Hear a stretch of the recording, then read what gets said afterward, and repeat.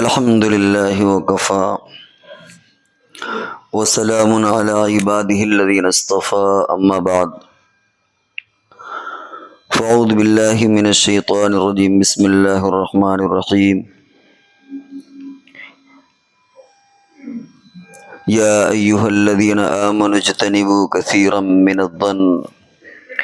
إن بعد الظن إثم ولا تجسسوا ولا يغتب بعضكم بعضا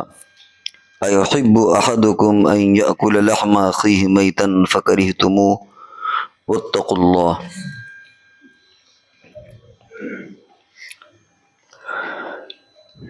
پچھلے 3-4 جمعے سے غیبت، چغلی، الزام، بدزنی، ان چیزوں کے تعلق سے آپ کے سامنے باتیں آ رہی ہیں، اور آج بھی وہی مضمون آگے بڑھانا ہے۔ جو باتیں پیچھے آ چکی ہیں اگر ان کو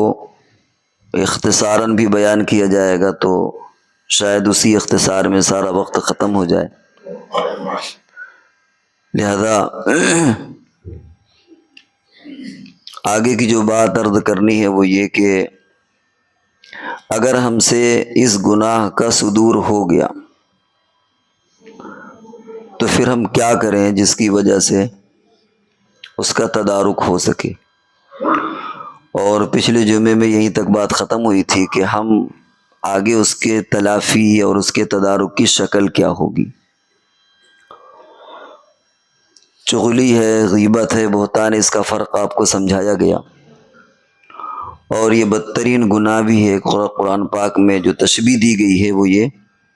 اَيُحِبُّ أَحَدُكُمْ أَن يَأْكُلَ لَحْمَ أَخِيهِ مَيْتًا فَكَرِهْتُمُوهُ کہ کیا تم میں سے کوئی آدمی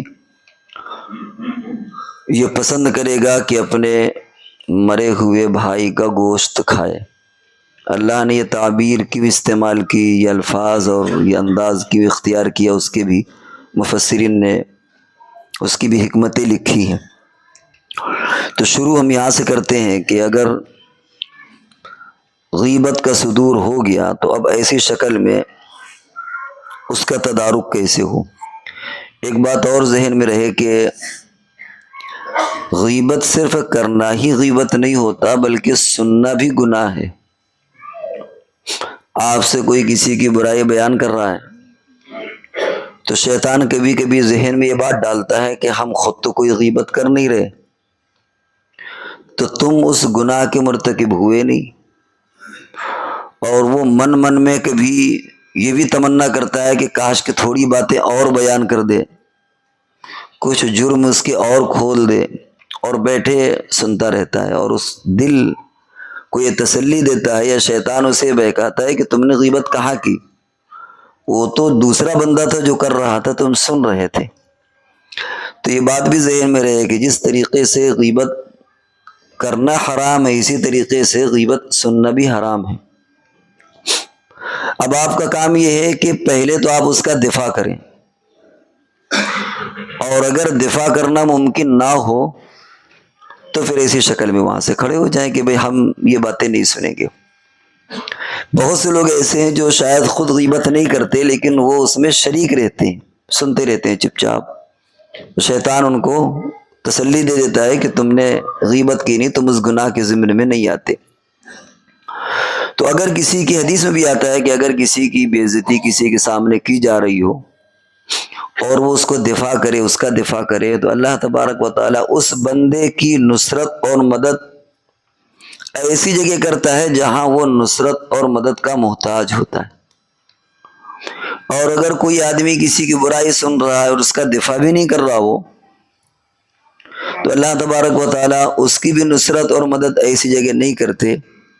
جہاں اسے اس کی ضرورت ہو۔ وہ جگہ دنیا بھی ہو سکتی ہے اور آخرت تو ہے ہی ہے کہ جہاں انسان محتاج ہوگا اللہ کی رحمت کا، اللہ کی عطا کا، تو اللہ تبارک و تعالیٰ میدان محشر میں بھی اس کی کوئی نصرت اور مدد نہیں کریں گے۔ اور جو بندہ دفاع کرے گا اس کا، خود اٹھ کے کھڑا ہو جائے، چلا جائے، ناراضگی کا اظہار کرے، چپ کر دے، منع کر دے، کوئی بات کہی گئی تو اس کی تعویل کر لے کہ نہیں ایسا نہیں، ایسا تم نے یوں سمجھا، بات اصل میں یوں ہے، اس کی عزت رکھ لے تو اللہ تبارک و تعالیٰ اسے میدان محشر میں بھی اس کی نصرت اور مدد کریں گے اور اسے بے عزت ہونے کا موقع نہیں دیں گے۔ اب اگر اس نے غیبت کر لی ہے تو سب سے پہلا کام یہ ہے کہ وہ اس کو چھوڑ دے۔ سب سے پہلا کام ہے کہ توبہ کرے کہ اب میں آئندہ کبھی کسی کی غیبت بیان نہیں کروں گا، اور اس میں مسلمان بھی شامل ہیں اور غیر مسلم بھی شامل ہے۔ ایسا نہیں کہ بھائی مسلمان کی غیبت کرنا تو منع ہے لیکن غیر مسلم کی آپ غیبت کریں تو اس کی، کیونکہ غیبت اصل میں بے عزتی کا نام ہے، کسی کی بے عزتی کرنا پیٹھ پیچھے، اور وہ چاہے مسلمان کی بے عزتی ہو یا غیر مسلم کی بے عزتی ہو، یہ شریعت میں جائز نہیں، حرام ہے۔ تو توبہ کریں، اور اب اگر وہ زندہ ہے تو اس کے پاس جائیں،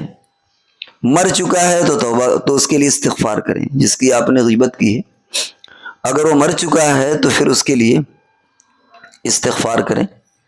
اور اگر وہ زندہ ہے تو اس کے پاس جائیں کہ بھائی ہم سے ایسی غلطی سرزد ہو گئی تھی اور ہم آپ سے معافی مانگتے ہیں، اور ان لوگوں سے بھی جا کر کے دفاع کرے، اگر وہ صحیح بات تھی یا غلط تھی، دو ہی شکلیں ہو سکتی ہیں۔ اگر اس نے وہ غلط بیانی کی ہے تو جن جن لوگوں سے غلط بیانی کی ہے امکانی حد تک جائے اور جا کر کے وہ دفاع کرے کہ صاحب فلانے کے تعلق سے میں نے یہ بات غلط کہہ دی تھی، بات ایسی نہیں بلکہ ایسی ہے، میں نے غلط کہا تھا، میں ان سے بھی معافی مانگ لوں گا اور آپ سے بھی معافی مانگتا ہوں کہ مجھے معاف فرمائے، میں نے آپ کو غلط فہمی آپ کے اندر پیدا کی۔ اور اگر وہ مر چکا ہے جس کی غیبت کی جا رہی اور غلط بیانی کی ہے، تب بھی جن جن لوگوں سے اس نے غلط بیانی کی ہے امکانی حد تک، ایک تو یہ کہ جس ہمیں پتہ ہی نہیں، ہمیں یاد ہی نہیں کہ ہم نے کس سے برائی بیان کی،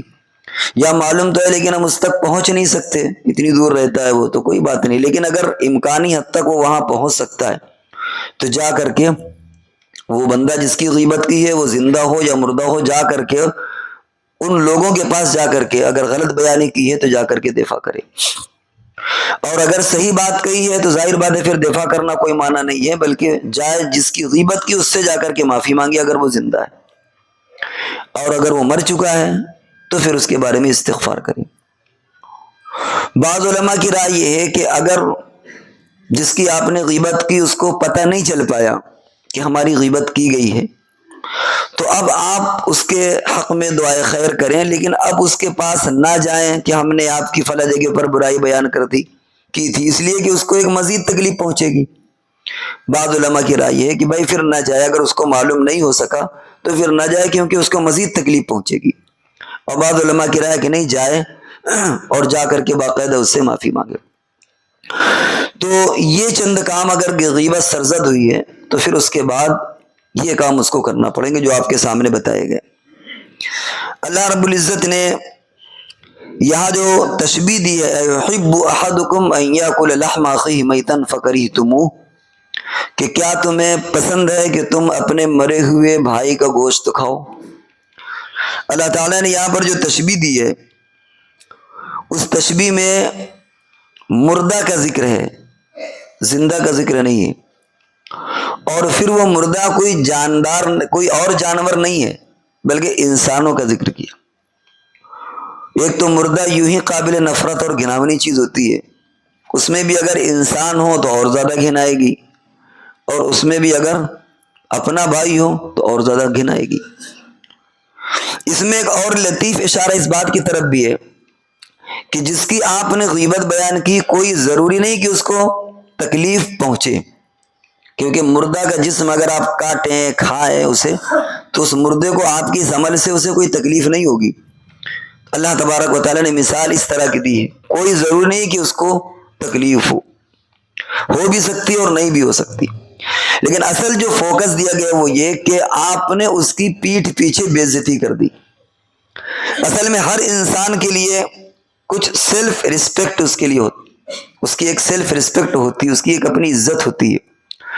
وہ بچہ ہی کیوں نہ ہو۔ ایک بچے کو آپ اپنے گھر میں پٹائی کر دیں تو وہ گوارا کر لے گا، لیکن اسکول جا کر کے اس کے سب کے سامنے آپ اگر اس کی پٹائی کریں تو اس کو برداشت نہیں کرے گا وہ، کیونکہ وہ اس کی سیلف ریسپیکٹ پر اس کو اس کی آنچ چاہیے. تو اسی طرح کیسا بھی انسان ہو آپ اسے چاہے جیسا سمجھے، لیکن بہرحال اس کی ایک اپنی عزت ہے. اور ہر انسان یہ نہیں چاہتا کہ جب میں گزروں، میں کسی کے سامنے جاؤں تو مجھے عزت کی نظر سے نہ دیکھا جائے. غیبت میں کیا ہوتا ہے؟ غیبت میں آپ اسے تکلیف پہنچائیں یا نہ پہنچائیں، لیکن پیٹھ پیچھے اس بندے کو آپ نے بے عزت کر دیا. چنانچہ کبھی ایسا ہوتا ہے کہ آدمی کسی کے سامنے جاتا ہے اچھے کپڑے پہن کے، اور ایک شریف انسان کی وضاحت اختیار کر کے آدمی جاتا ہے. وہ تو یہ سمجھ رہا ہے کہ مجھے لوگ اچھی نظر سے دیکھ رہے، لیکن چونکہ اس کی غیبت ہو چکی ہے دوسرے لوگ اس کو اچھی نظر سے نہیں دیکھتے.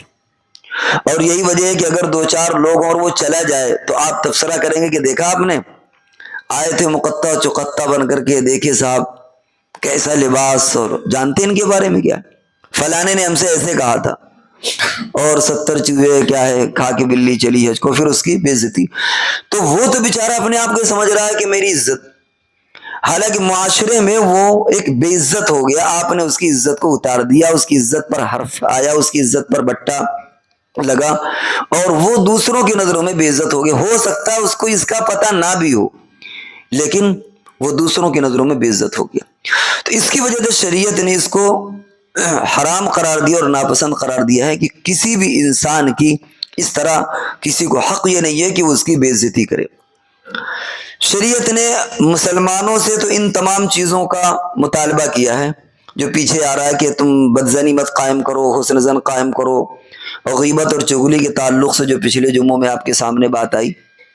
ایک بات تو یہ رہی کہ ہم نے اگر غیبت کی ہے تو اس کا پھر تدارک اور اس کی تلافی ہم کیسے کریں.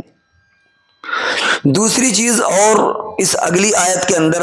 جو آیت پڑھی، یا ایھا الناس انا خلقناکم من ذکر و انثی وجعلناکم شعوبا وقبائل، اس آیت کے بعد ایک دوسری آیت ہے، اس میں اللہ تبارک و تعالی نے تمام انسانوں کو مخاطب بنایا ہے. ابھی مخاطب مسلمان تھے کہ تم اپنے معاشرے کو بہتر بناؤ. آگے جو خطاب کیا گیا ہے وہ تمام انسانوں سے خطاب کیا گیا ہے کہ تم پر ایک دوسرے انسان کا کیا حق ہے، اور عزت اور ذلت کا معیار کیا ہے. بہت سے لوگوں نے اس تعلق سے بڑا امتیاز بنایا ہوا ہے، اور امتیاز، تفوق، عصبیت یہ زبان کے اعتبار سے بھی ہوتی ہے، نسل کی بھی ہوتی ہے، رنگ کی بھی ہوتی ہے، ملک، وطن اور قومیت کی بھی ہوتی ہے. اور آپ اگر تاریخ پڑھیں، سنتے رہے ہوں گے کہ دنیا کے اندر بڑا فتنہ اور فساد برپا ہوا ہے اسی بنیاد پر. حالانکہ یہ چیزیں انسان کے بس میں نہیں ہے. اللہ تبارک و تعالیٰ کس کو کہاں پیدا کر دیں، کس گھر میں، کس ملک میں، کس زبان میں، یہ انسان کے بس کا نہیں ہے. تو وہ چیز جس میں انسان کا کوئی دخل نہیں ہے، وہ شرف اور عزت کی چیز سرے سے ہو ہی نہیں سکتی. کہ آپ عربی بولنے والے ہیں کہ، اور آپ ہندی بولنے والے ہیں کہ اردو بولنے والے ہیں. اور آپ اگر پیچھے تاریخ دیکھیں تو امریکہ میں، افریقہ میں کالے اور گوروں کی جنگ، باقاعدہ اس کی آپ کو پوری تفصیل مل جائے گی. اسی طریقے سے رنگ کی بنیاد پر، ابھی بتایا ہم نے، زبان کی بنیاد پر جھگڑے ہوتے ہیں، یہ فلاں زبان کا بولنے والا ہے، یہ فلاں زبان کا بولنے والا ہے. کبھی کبھی نسل کی بنیاد پر، چنانچہ یہودیوں نے اپنا ایک مذہب بنایا کہ بھائی ہم لوگ یہودی ہیں اور تمام لوگوں سے زیادہ عزت والے ہیں، نحن ابناء اللہ و احباؤہ، ہم اللہ کے بیٹے ہیں، اس کے چہیتے ہیں، اور ہمارے علاوہ جو سارے ہیں ان کو عزت اور مقام حاصل ہے، اور انہوں نے خوب ظلم کیا. جرمن نازی کا آپ تذکرہ پڑھتے رہتے ہیں کہ اس نے اسی بنیاد پر کتنے لوگوں کا قتل کیا، اور جنگ عظیم وہ بھی تقریباً انہی سب بنیادوں پر ہوئی. تو جو جھگڑے اور جنگیں ہوتی ہیں وہ نسل کی بنیاد پر، رنگ کی بنیاد پر، زبان کی بنیاد پر، وطنیت کی بنیاد پر. اور ظاہر ہے کہ آدمی کا اس میں کوئی اختیار نہیں ہے. اللہ تبارک و تعالیٰ کسی کو عرب میں پیدا کر دے، کسی کو عجم میں، کسی کو امریکہ میں، کسی کو انڈیا میں پیدا کر دے، کسی کو افریقہ میں کالوں میں پیدا کر دے، کسی میں گوروں میں پیدا کر دے. تو یہ چیز سرے سے ایسی ہے ہی نہیں جس کے بارے میں انسان فخر کرے. اور آج انہی چیزوں کی بنیاد پر انسان فخر کرتا ہے. بعض مذاہب ایسے ہیں وضاحت سے نام لینے کی بھی ضرورت نہیں، آپ جانتے ہیں کہ صاحب یہ شودر ہیں اور یہ فلاں ہیں، اور ان کو پڑھنے کا بھی حق نہیں ہے، ان کو تعلیم حاصل کرنے کا حق نہیں ہے، ان کو تو پیدا کرنے والے نے پیدا اس لیے کیا کہ ہماری یہ سیوا کی جائے۔ چنانچہ شودروں کے ساتھ جو معاملہ ہوتا ہے وہ آپ جانتے ہیں۔ یہودی پوری دنیا کو اپنے علاوہ جو سمجھتے ہیں کہ ان کو جینے کا حق ہی نہیں، ہماری خدمت کے لیے، جب ہم چاہیں ان کو ماریں، جب ہم چاہیں ان کو کاٹیں، جب ہم چاہیں ان کے بچوں کو غلام بنائیں، ان انسانوں کو غلام بنائیں، ہمیں اس کا اختیار حاصل ہے۔ ان تمام بنیادوں پر جو جھگڑے ہوئے ہیں وہ آپ سے مخفی نہیں۔ اللہ تبارک و تعالیٰ فرماتے ہیں کہ ہم نے ایک انسان سے پیدا کیا۔ تم یہ دیکھو کہ وجوہات کیا ہیں، ایک ہی انسان سے، اس میں انسان کے پیدا ہونے میں کوئی دخل نہیں کہ کہاں پیدا ہو جائے، اس کی چاہت کا اور اس کے ارادے کا کوئی دخل نہیں ہے کہ آدمی جہاں چاہے پیدا ہو جائے۔ اللہ تعالیٰ نے ان تمام چیزوں کو ختم کرنے کے لیے فرمایا انا جعلناکم شعوبا وقبائل، کہ ہم نے تم کو پیدا کیا، انا خلقناکم من ذکر و انثی، کہ تمہاری بنیاد ایک ہے، تمہارا نطفہ، تمہاری جس مٹیریل سے گویا انسان تیار ہوا ہے وہ ایک ہے، اس میں کوئی فرق نہیں کہ یہ اونچ ہے اور یہ نیچ ہے، ان کو فلاں مٹیریل سے بنایا، ان کو فلاں مٹیریل سے بنایا، تمام کو آدم اور حوا سے بنایا۔ ظاہر بات ہے کہ جب تمام انسانوں کی پیدائش کا طریقہ بھی ایک ہے، پیدائش کی وجوہات اگر آپ دیکھیں، جو بھی انسان کے بننے میں جو بھی مراحل طے کرنے پڑتے ہیں انسان کے بننے میں، وہ سب ایک طریقے کے ہیں، تو پھر یہ کہاں سے حق پہنچتا ہے کہ انسان اپنے آپ کو، ہاں اگر ہم دیکھ رہے ہوتے کہ کسی کو مٹی سے بنایا، کسی کو سونا سے بنایا، تو ہم کہہ سکتے تھے کہ بھائی یہ مٹی سے، یہ سونا سے، یہ افضل ہے، یہ غیر افضل ہے۔ لیکن جب سب کی پیدائش ایک طریقے سے ہوئی تو پھر اس میں فضیلت کا کیا معنی ہے؟ ہاں یہ ضرور ہے کہ ایک چیز فطری چیز ہوتی ہے کہ جب لوگ زیادہ ہوں گے تو ظاہر بات ہے کہ وہ قبائل میں بٹیں گے۔ بھائی ایک آدمی کے اگر زیادہ اولادیں ہو جائیں، گھر چھوٹا ہے تو کیا کرے گا، وہ اسی گھر میں نہیں رہ پائے گا، دوسرا گھر لے لے گا جا کے۔ ایک ملک میں اللہ نے آدم علیہ السلام کو پیدا کیا، وہاں وہ تنگی ہو گئی تو وہ انسان نکل کر کے دوسری جگہ چلے گئے، تیسری جگہ چلے گئے، تو اس طرح ملک بنا، اس طرح خاندان بنے۔ آپ کے علاقے میں بھی اگر چند ناموں کے کوئی نام افراد ہوتے ہیں تو آپ بھی ان ناموں کے امتیاز کرنے کے لیے آگے پیچھے کچھ لگا دیتے ہیں۔ تو اللہ تعالیٰ فرماتے ہیں کہ ہم، یہ ایک فطری چیز تھی جو تم بٹ گئے، بٹے کائے میں، شعوبا و قبائل، تمہارے قبیلے بنے، تمہارے یہ پہچاننے کے لیے، تعارفو، یہ تمہارے امتیاز کے لیے نہیں، فخر کے لیے نہیں، تفاخر کے لیے نہیں بنے تھے، یہ تو تعارف کے لیے بنے، تو تم نے فخر کا ذریعہ بنا لیا تاکہ تم ایک دوسروں کو پہچان سکو۔ جب خاندان بہت بڑا ہو جاتا ہے تو پھر وہ چھوٹے چھوٹے ذرائع سے اس کو پہچانا جاتا ہے۔ تو اللہ تبارک و تعالیٰ فرماتے ہیں کہ ہم نے تم کو پیدا کیا، ایک ذریعہ تھا، ایک انسان سے پیدا کیا، اور یہ جو تم بٹے ایک فطری چیز تھی، یہ ایسی چیز نہیں تھی کہ جس کے ذریعے سے تم عزت اور فخر کا معاملہ کرتے۔ دوسری چیز اس آیت میں سمجھائی گئی ہے کہ فضیلت جو ہے وہ اگر ہے تو اس کی بنیاد تقویٰ ہے۔ ان اکرمکم عند اللہ اتقاکم، اگر تمہارے اندر کوئی چیز فضیلت کی ہو سکتی ہے تو وہ تقوی کی بنیاد پر ہے۔ جو انسان جتنا متقی ہوگا اللہ کی نظر میں اتنا ہی زیادہ بہتر ہوگا، اور اسی کو نبی اکرم صلی اللہ علیہ وسلم نے فرمایا کہ کسی عربی کو اجمی پر، اجمی کو عربی پر کوئی فضیلت حاصل نہیں ہے۔ آپ نے فرمایا کلکم بنی آدم وہ آدم من تراب، تم سب آدم کی اولاد ہو اور آدم مٹی سے پیدا ہوئے ہیں، لہذا کوئی فخر اور امتیاز کی چیز نہیں ہے۔ بہت ساری ایسی حدیثیں ہیں جو نبی اکرم صلی اللہ علیہ وسلم نے ارشاد فرمایا کہ یہ چیزیں سرے سے فخر کی ہے ہی نہیں۔ لیکن ہمارے یہاں بھی کچھ ایسا ہے کہ ہمارے معاشرے میں، خود مسلمانوں میں بھی یہ چیز اونچ نیچ ہے۔ آپ شادیوں میں دیکھیں، اس میں کبھی کبھی ایسا ہوتا ہے کہ لڑکیاں اپنی عمر ختم کر دیتی ہیں، لڑکے ہیں ان کی عمریں زیادہ ہو جاتی ہیں، لیکن لوگ شادیاں نہیں کرتے، صرف اس لیے کہ صاحب وہ کفر جو شریعت میں آتا ہے کہ جوڑ کا منشا کیا ہے، وہ بھی کسی موقع پر عرض کیا جائے گا۔ اس وقت تو صرف یہ کہنا ہے کہ اصل جو امتیاز ہے اگر کسی چیز کا تو وہ انسان کا تقویٰ ہے۔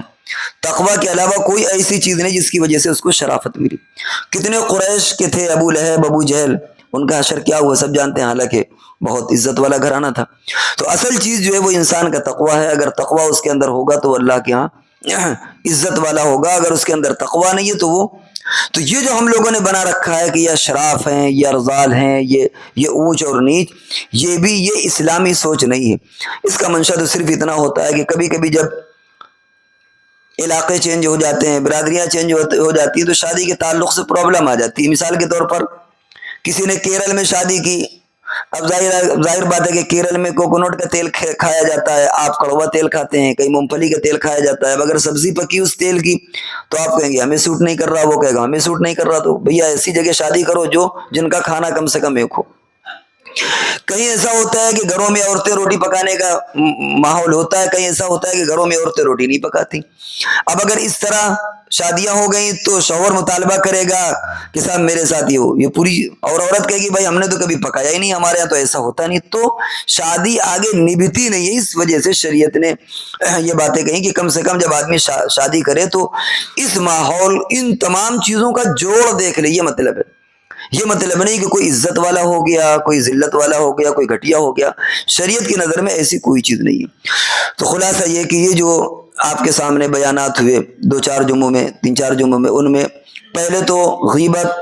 بدزنی، چغلی، بہتان کے تعلق سے کہ کن چیزوں کو غیبت کہیں گے، کن چیزوں کو غیبت نہیں کہیں گے، انسان سے اگر غیبت سرزد ہو جائے تو اس کے تدارک اور اس سے باہر کیسے نکلے، کیا کیا شکلیں اس کی۔ اور یہ اللہ تبارک و تعالیٰ نے انسانوں کو خطاب کیا تھا، اس کے بعد مسلمانوں کو خطاب کہ مسلمان اپنا معاشرہ کیسے درست کریں، اور پھر اس کے بعد تمام انسانوں کو خطاب کر کے یہ بات کہی گئی